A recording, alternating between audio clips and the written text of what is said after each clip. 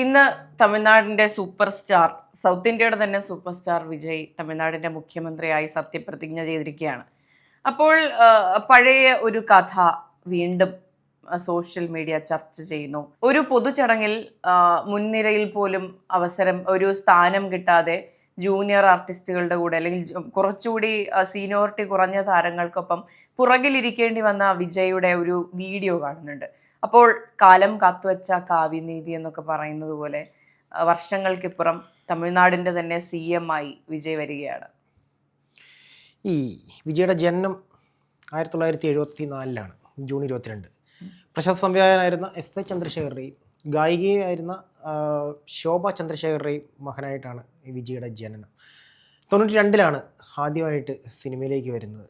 വിജയെ അച്ഛനാണ് കൊണ്ടുവരുന്നത്. അന്ന് ഈ പറയുന്ന ആനന്ദ വികടനോ കുമുദോ അങ്ങനെ ഏതോ ഒരു വാരിക ഈ വിജയുടെ ഫസ്റ്റ് മൂവിക്ക് റിവ്യൂ എഴുതി.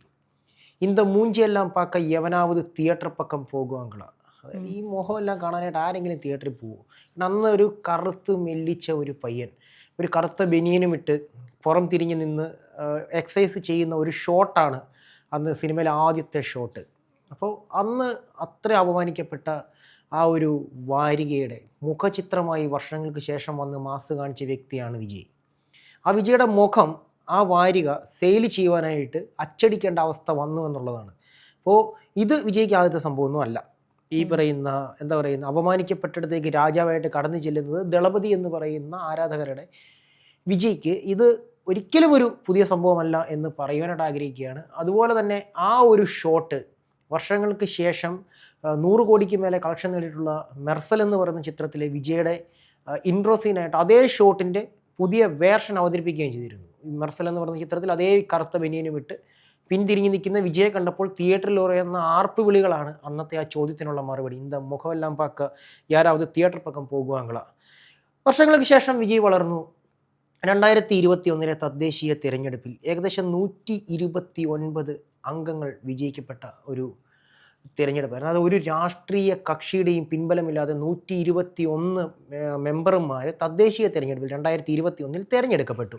അത് ഒരു സ്റ്റാർട്ടിംഗ് ആയിരുന്നു. വിജയ് എന്ന് പറയുന്ന മനുഷ്യൻ്റെ ഒരു സ്റ്റാർട്ടിംഗ് ആയിരുന്നു. അതിനുശേഷം 2024 തൻ്റെ ഫാൻസിനെ എല്ലാവരെയും കൂടെ കൂട്ടി അദ്ദേഹം ഒരു പാർട്ടി രൂപീകരിക്കുകയാണ് TVK. അതെ, വിജയ് മക്കൾ പിന്നീട് വിജയ് മക്കളിയക്കം തമിഴക വെട്രി കഴകം എന്ന് പറയുന്ന ഒരു രാഷ്ട്രീയ കക്ഷിയായി മാറുന്നു. അതുപോലെ തന്നെ നമുക്ക് നോക്കുകയാണെന്നുണ്ടെങ്കിൽ ഏകദേശം തലൈവ എന്ന് പറയുന്ന ചിത്രം, തലൈവയാണ് ശരിക്കും പറഞ്ഞു കഴിഞ്ഞാൽ ഈ പറയുന്ന ജയലളിതയെ ചൂട്ടിപ്പിക്കാനുള്ള കാരണം. തലൈവ എന്ന് പറയുന്ന ചിത്രം ഇറങ്ങുന്നു. ആ ചിത്രം തൊട്ട് തന്നെ വിജയ് തൻ്റെ പൊളിറ്റിക്സ് വ്യക്തമായി തന്നെ പ്രകടിപ്പിക്കുന്നു. അത് ജയലളിതയെ ചൂടിപ്പിക്കുന്നു. ആ 2013 തന്നെയാണ് ഈ പറയുന്ന തമിഴ് സിനിമ 100ാമത് ആണ്ട് എന്ന് പറയുന്ന ഒരു പ്രോഗ്രാം ഈ പറയുന്ന ചെന്നൈ ജവഹർലാൽ നെഹ്റു സ്റ്റേഡിയത്തിൽ വെച്ച് നടക്കുകയാണ്. രജനീകാന്ത്, കമൽഹാസൻ, വിക്രം, സൂര്യ, ധനുഷ്, അങ്ങനെ തമിഴിലെ എണ്ണം പറഞ്ഞ ചിമ്പു അടക്കമുള്ള തമിഴിലെ എണ്ണം പറഞ്ഞ നടന്മാരിരിക്കുന്നു, യുവതാരങ്ങളിരിക്കുന്നു. ടയർ 1, ടയർ 2, ടയർ 3 അങ്ങനെ നമുക്കറിയാമല്ലോ 3 ടയറുകളാണ്. അതിൽ ടയർ 3 താരങ്ങൾ വരും മുൻനിരയിലിരിക്കുമ്പോൾ വിജയ്ക്ക് സീറ്റില്ല. വന്നിരുന്ന വിജയെ പിന്നിലേക്ക് മാറ്റി നിർത്തുകയാണ്. തകർന്ന മനസ്സോടെ വിങ്ങിപ്പൊട്ടാൻ വെമ്പുന്ന മുഖത്തോടു കൂടി ആ പിന്നിൽ പോയിരിക്കുന്ന വളരെ നിസ്സഹായനായി പിന്നിൽ പോയിരിക്കുന്ന വിജയുടെ ദൃശ്യങ്ങൾ അന്ന് എല്ലാ മാധ്യമങ്ങളും കാണിച്ചാണ്. അന്ന് അവിടേക്ക് പോയത് ഖുശ്ബുവും അതുപോലെ തന്നെ വിക്രവും, സൂപ്പർ താരങ്ങളിൽ നിന്ന് വിക്രവും ഖുശ്ബുവും അടക്കമുള്ള താരങ്ങൾ വിജയുടെ അടുത്ത് പോയിരിക്കുകയാണ്. ആ ഒരു ഇതിൽ വിയോജിപ്പ് പ്രകടിപ്പിച്ചുകൊണ്ട്, ആ ഒരു അവഗണനയ്ക്ക് വിയോജിപ്പ് പ്രകടിപ്പിച്ചുകൊണ്ട് വിക്രം പോയി ഒപ്പം ഇരിക്കുന്നു, ഈ പറയുന്ന ഖുശ്ബു പോയി ഒപ്പം ഇരിക്കുന്നു. അപ്പോഴും വിജയ് പറയുന്നുണ്ട് പൊക്കോ, നിങ്ങൾ മുന്നിലേക്ക് പൊക്കോ. പക്ഷേ ഒരു നല്ല ഫ്രണ്ട് എന്താണെന്നുള്ളത് ഈ പറയുന്ന വിക്രം അവിടെ കാണിച്ചു വരികയാണ്. ആ ഷോ കഴിയുന്നവർ വിജയോടൊപ്പം. അതും നമ്മൾ ചിന്തിക്കണം, ഏറ്റവും പിന്നിലത്തെ ഡ്രോയിലാണ് പുള്ളിയെ ഇരുത്തിയിരിക്കുന്നത്. അവിടെ നിന്ന് 13 വർഷങ്ങൾക്ക് ശേഷം ജോസഫ് വിജയ് ചന്ദ്രശേഖർ എന്ന് പറയുന്ന ദളപതി വിജയ് ഇന്ന് നടന്നു കയറിയിരിക്കുന്ന അന്ന് അപമാനിക്കപ്പെട്ട ഇറക്കിവിടപ്പെട്ട ചെന്നൈയിലെ ജവഹർലാൽ നെഹ്റു സ്റ്റേഡിയത്തിലെ അതേ വേദിയിലേക്കാണ് 9 കോടി ജനങ്ങളുടെ നായകനായി അന്ന് അപമാനിച്ചിറക്കിവിട്ട ജയലളിത ഒരിക്കൽ ഇരുന്നിരുന്ന മുഖ്യമന്ത്രി കസേരയിലേക്ക് രാജാവിനെ പോലെ വന്നിരിക്കുമ്പോൾ as a Vijay fan it's a proud moment for me. അങ്ങനെ പറയാനേ പറ്റുള്ളൂ. ആ രോമങ്ങൾ എഴുന്നേറ്റ് നിൽക്കുന്ന, കണ്ണുകൾ നിറയുന്ന, ഈ ഓഫീസിനുള്ളിൽ ഇരുന്നുകൊണ്ട് തന്നെ ആ നിമിഷം കാണുമ്പോഴേക്കും ദളപതി വിജയ്ക്ക് എന്ന് ഉറക്കെ ആക്രോശിക്കാൻ തോന്നുന്ന ആ ഒരു ആവേശം ഞരമ്പുകളിൽ ഒഴുകുന്നുണ്ടെങ്കിൽ it's a proud moment of a Vijay fan and it's a proud moment of Tamil Nadu. കാരണം സി ഇപ്പോൾ ബീങ് എ വിജയ് ഫാൻ നല്ല കാര്യം. വിജയ് ഫാൻസ് എല്ലാവരും വളരെ ആഹ്ലാദത്തിലാണ്. പക്ഷേ ഈ താരാരാധന തമിഴ്നാട് എന്ന് പറയുന്ന സംസ്ഥാനത്തെ എവിടെ കൊണ്ടെത്തിക്കുമെന്നുള്ളത് കാണേണ്ട കാഴ്ചയാണ്. ചിലപ്പോൾ നല്ലൊരു മുഖ്യമന്ത്രിയായി ഈ പറഞ്ഞ സിനിമയിൽ കാണുന്ന അതേ ഊർജം ഉള്ള ഒരു മുഖ്യമന്ത്രിയായി അദ്ദേഹത്തിന് നേതാവായി നിൽക്കാൻ സാധിക്കുമായിരിക്കും. പക്ഷേ അവിടെ വരയ്ക്കേണ്ട ഒരു വരയുണ്ട്, ഈ പറഞ്ഞ താരാരാധനയുടെ വര. അതുപോലെ സിനിമയല്ല പൊളിറ്റിക്സ്, അതുപോലെ സിനിമയിൽ കാണുന്നതല്ല യഥാർത്ഥ ജീവിതം. ഈ ഡ്രാമയ്ക്ക് അല്ലെങ്കിൽ എഴുതി വച്ച പ്രസംഗങ്ങൾ വായിക്കുന്നതിൽ അരസിയലിന്, രാഷ്ട്രീയത്തിൽ വിലയില്ല എന്നുള്ള കാര്യം അവിടെ ആ ഒരു വര വരച്ചു കഴിഞ്ഞാൽ നല്ലൊരു കാര്യമായിരിക്കുമെന്ന് എന്നതാണ് എൻ്റെ അഭിപ്രായം. ആ ഒരു വ്യത്യാസം ക്രിയേറ്റ് ചെയ്തെടുക്കാൻ ഇപ്പോൾ ജയലളിതയ്ക്ക് ശേഷവും സ്റ്റാലിനും ഒക്കെ ഇപ്പോൾ തമിഴ്നാടിൻ്റെ മുഖ്യമന്ത്രിമാരായിരുന്ന ആൾക്കാരെല്ലാം തമിഴ്നാടിനെ കൊണ്ടെത്തിച്ച ഒരു സ്ഥലമുണ്ട്. അവിടെ നിന്ന് പിന്നോട്ടേക്ക് ആയിരിക്കരുത് ഈ പോക്ക് എന്നുള്ളത് മാത്രമേ തമിഴ്നാടിനെ കുറിച്ചുള്ള ആശങ്കയിൽ എനിക്ക് പറയാനുള്ളൂ. ഈ ദളപതി വിജയ് രാഷ്ട്രീയത്തിലേക്ക് വരുമ്പോൾ ഈ പറയുന്ന സ്റ്റാലിനും അതുപോലെ തന്നെ പളനിസ്വാമി അടക്കമുള്ള ആളുകൾ, ഇടപ്പാൾ പളനിസ്വാമി അറിയാമല്ലോ, ഇടപ്പാടി പളനിസ്വാമി അടക്കമുള്ള ആളുകൾ പറഞ്ഞത് ഫാൻസ് അവരാൽ എന്നെ മുടിയും, ഫാൻസ് സത്യമാണ്, ഫാൻസിനാൽ എന്നെ മുടിയും. പക്ഷേ തമിഴ്നാട്ടിലെ ഈ പറയുന്ന വിജയ്ക്ക് കിട്ടിയിരിക്കുന്ന 108 സീറ്റുകൾ ഫാൻസ് മാത്രം കൊടുത്തിട്ടുള്ളതല്ല. വിജയുടെ പ്രകടന പത്രികയിൽ എടുത്തു സൂചിപ്പിക്കുന്ന 1-2 കാര്യങ്ങളുണ്ട്.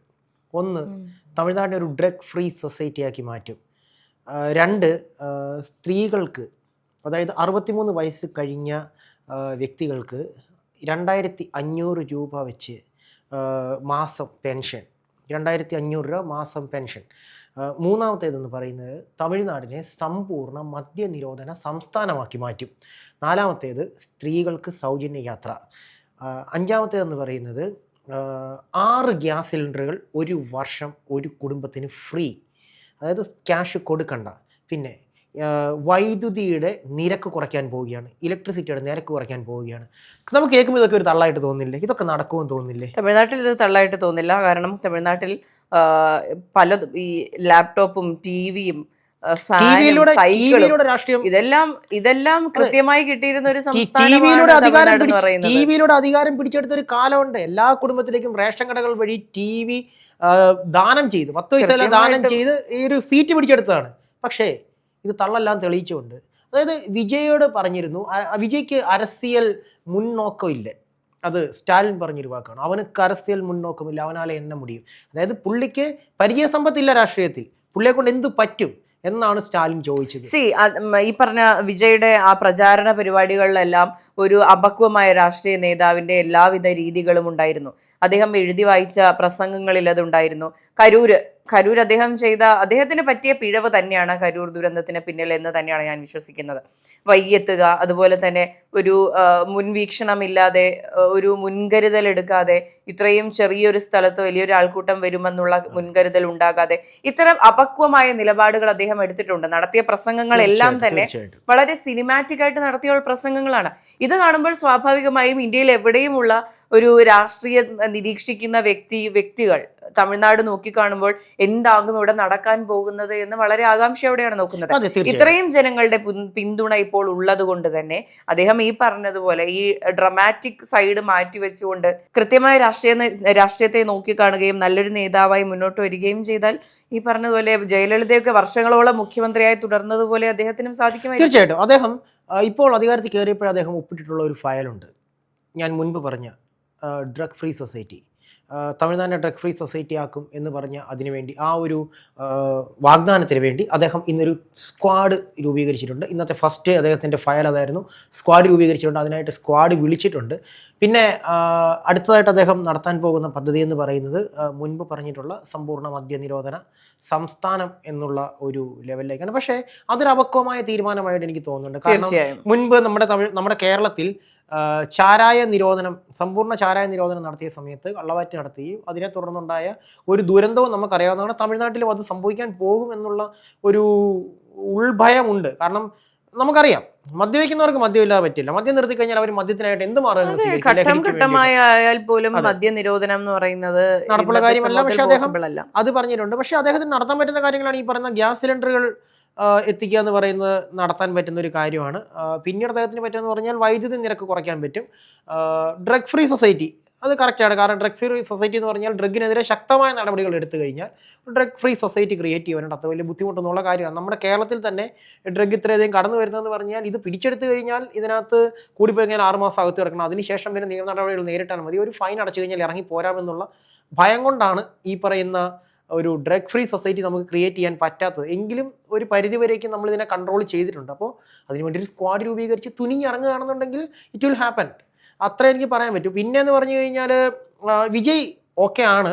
പക്ഷേ ഇനിയെങ്കിലും അദ്ദേഹത്തിൻ്റെ ആ ഒരു ഡ്രമാറ്റിക് മേഘ പറഞ്ഞ ആ ഒരു ഡ്രമാറ്റിക് ശൈലി മാറ്റിയിട്ട്, അല്ലെങ്കിൽ ആ ഒരു സിനിമാറ്റിക് സ്റ്റൈല് മാറ്റിയിട്ട് കുറച്ചുകൂടി ഒരു ആക്റ്റീവായിട്ടുള്ള ഒരു മുഖ്യമന്ത്രിയായിട്ട് ഇപ്പോൾ പറഞ്ഞ പോലെ തന്നെ കറക്റ്റ് ഒരു വേവിൽ കൊണ്ടുപോവുകയാണെന്നുണ്ടെങ്കിൽ ഇനി ഒരു പക്ഷേ DMKയ്ക്കും AADMKയ്ക്കും ഈ പറയുന്ന TVKയ്ക്ക് മുന്നിൽ കയറി വരാൻ സാധിക്കുമെന്ന് തോന്നുന്നില്ല. കാരണം ഇപ്പോൾ ഫാൻസുകാരല്ല ഇപ്പോൾ വിജയ് അവിടെ ജയിപ്പിച്ചിട്ടുള്ളത്. കാരണം എന്താണെന്ന് വെച്ച് കഴിഞ്ഞാൽ ഒരു മാറ്റം എല്ലാവരും പക്ഷെ ഒരു കാര്യം ചിന്തിക്കണം, ഈ വരുന്ന 5 വർഷം കൃത്യമായി സംസ്ഥാനം നോക്കാൻ വിജയ്ക്ക് സാധിച്ചില്ല എന്നുണ്ടെങ്കിൽ TVK എന്ന പാർട്ടിയുടെ അന്ത്യമാണ് കുറിക്കാൻ പോകുന്നത്. ഇനി ഒരു അവസരം ജനം കൊടുക്കില്ല എന്നുള്ളത് തന്നെയാണ്. അതുപോലെ തന്നെ DMKയും AIDMKയും നശിച്ചു പോകണമെന്ന് ഒരിക്കലും ഞാൻ ആഗ്രഹിക്കുന്നില്ല. കൃത്യമായ പ്രതിപക്ഷമായി അവരെല്ലാവരും തന്നെ ഉണ്ടാകണം. വിജയ്ക്ക് ഏറ്റവും വലിയ പ്രതിസന്ധി എന്താണെന്ന് ചോദിച്ചു കഴിഞ്ഞാൽ 2 പ്രതിപക്ഷമാണ്. തുല്യ ശക്തികളായിട്ടുള്ള 2 പ്രതിപക്ഷം.